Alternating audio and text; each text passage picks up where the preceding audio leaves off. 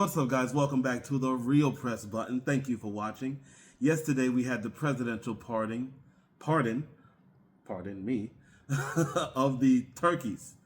Okay, so Gobble and Waddle were pardoned yesterday, the two turkeys. They do it every year, but did you know they spend a night in a luxury suite? They spent the night in a luxury suite at the Willard Hotel. I mean, I get tradition, but it seems like we could have found something better to do with that money. I'm just saying. I mean, at the very least, we could put up a real family or somebody who's really struggling, put them up. Crazy. But, whatever. It is what it is. And, of course, he gave a speech at the pardon. And normally, this is a lighthearted event. This is something you watch with your kids that's kind of silly and funny and, just a little brevity in the government. But of course, he made it all about himself. He's talking about wars that he's ended and how everything is so great because of him and blah, blah, blah. He even went as far as to say there have been no murders in Washington, D.C. in the last 6 months. There have been 62. I'm going to put a map right here. 62 murders in the last 6 months in D.C. And he went up there and said there were none, which is a bold-faced lie. It's a blatant lie. He's getting up there and saying anything he can to make himself sound good, which is ridiculous. I mean, we expect politicians to be politicians, but this is out of control. How disrespectful is it to those 62 people who lost their lives for him to get up there and say it never happened? 62 now. 62. That's probably everybody you know. Just imagine 62 close friends and family. If you can count 62 close friends and family, imagine them all being gone, and then the president going up there and saying, there were no murders. What are you talking about?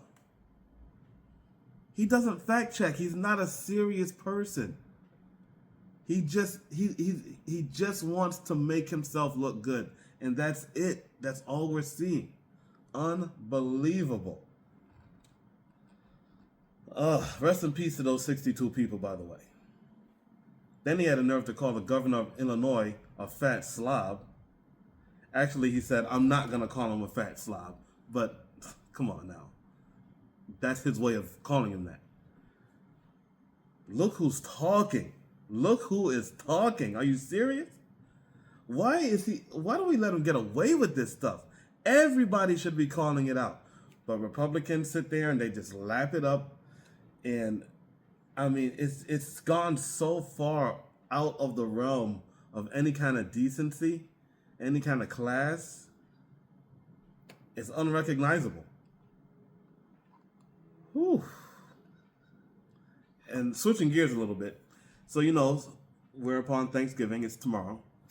Black Friday is typically known as, a big shopping day. But to plumbers, the day after Thanksgiving is known as Brown Friday because of how many toilets get clogged the day after Thanksgiving. Can you imagine? Shout out to all the plumbers out there that got to deal with that. Thank you for what you do. Thank you for your service. We thank people in the armed services all the time for their service. But what about people right here, local people doing the real work, who's really wading through the sugar honey iced tea? That's who we really need to give a thank you to, in my humble opinion. So, as well as the ones that we already thank. I'm just saying. So that's crazy. True heroes don't wear capes. They carry plungers. Another thing. Hold on one second. The sun is coming in. Give me 1 second. Okay, sorry about that. But yeah, a group of Democratic Congress people, all of who served in the military or in the intelligence community, posted a video in which they reminded active service members that they're not required to obey illegal orders. Okay? I mean, nothing wrong with that. I would go as far as to say nobody is required to obey illegal orders.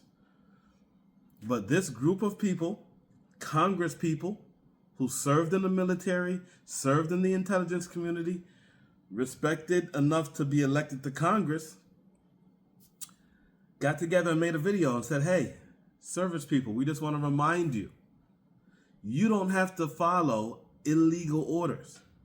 And for that, Trump accused this group of Congress people of sedition and treason and said that back in the day, those statements would be punishable by death.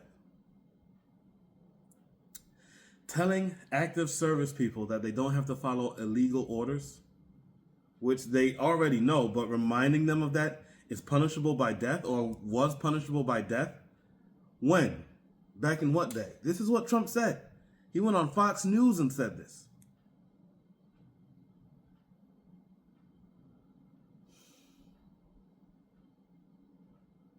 Clearly, or, I don't know. Could it be that he wants them to obey his orders regardless of if they're illegal or not? It's a question we have to ask. Why would you say that? I miss the days when politicians were at least respectable, at least serious. One of the people he's threatening to go after is Senator Mark Kelly of Arizona.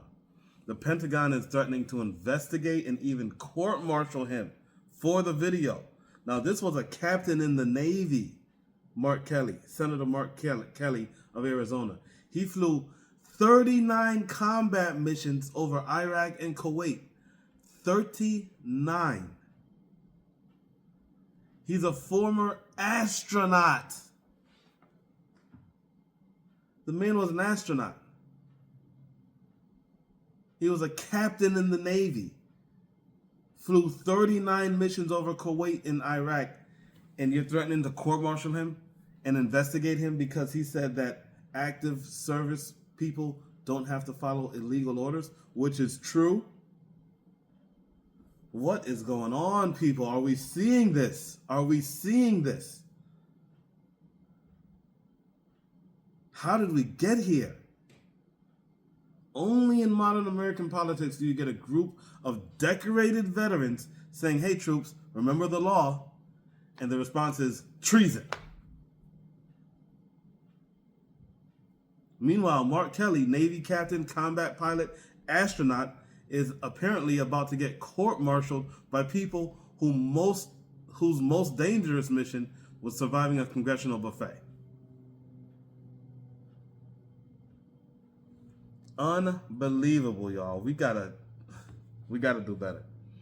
We gotta do better. And then Paramount, the motion picture company, Paramount,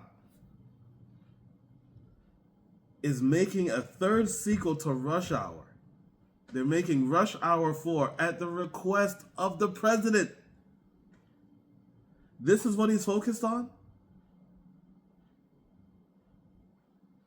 Unbelievable. Nothing says serious policy making like ordering Rush Hour 4. I mean, what? Some presidents focus on legislation. Others wonder, what's Jackie Chan doing? What are you talking about? What do you mean I want you to make a Rush Hour 4? Why are you worried about that? Because again, this is not a serious person we're dealing with. So guys, I just wanted to bring you the latest on what's going on, just so you can have an idea. And yeah, it's pretty crazy, but it is what it is.